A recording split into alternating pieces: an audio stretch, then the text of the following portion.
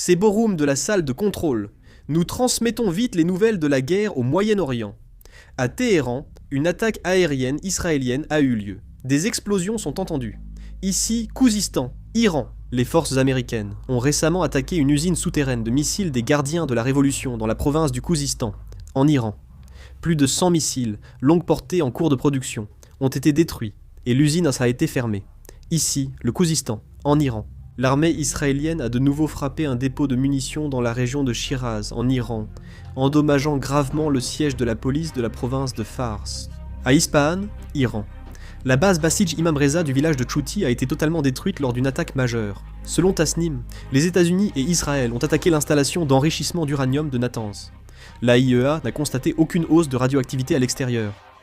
Dans le sud de l'Iran, une installation navale a explosé après une attaque américaine. L'armée israélienne a diffusé une vidéo d'un jardin d'enfants du centre d'Israël touché par des bombes à sous-munitions iraniennes, heureusement vides.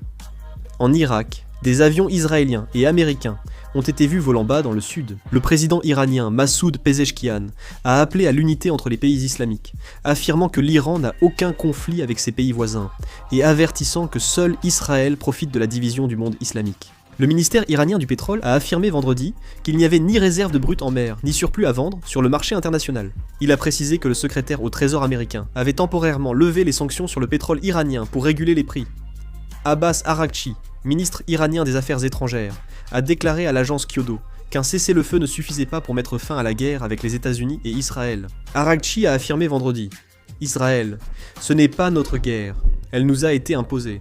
Nous négocions avec les États-Unis quand ils ont choisi de nous attaquer. » Il a déclaré que c'était un acte d'agression évident, illégal, injustifié et sans aucune raison valable. Le ministre israélien de la Défense, Israel Katz, a déclaré qu'Israël ne s'arrêterait pas tant qu'il n'aurait pas détruit toutes les infrastructures du corps des gardiens de la révolution iranienne, et qu'il ne s'arrêterait pas tant que tous les objectifs de la guerre contre l'Iran n'auraient pas été atteints. Selon Bloomberg, l'Iran a autorisé un méthanier indien à traverser le détroit d'Ormuz, et l'Organisation iranienne de l'énergie atomique considère l'attaque contre Natanz comme une violation du traité sur la non-prolifération nucléaire. CBS News a rapporté que l'administration Trump envisageait de sécuriser ou d'éliminer les matières nucléaires iraniennes lors d'opérations militaires américano-israéliennes contre l'Iran.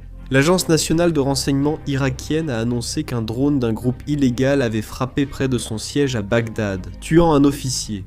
Le président russe, Vladimir Poutine, a félicité les dirigeants iraniens à l'occasion de Nowruz, affirmant que Moscou resterait un ami fidèle et un partenaire fiable pour Téhéran, selon le Kremlin.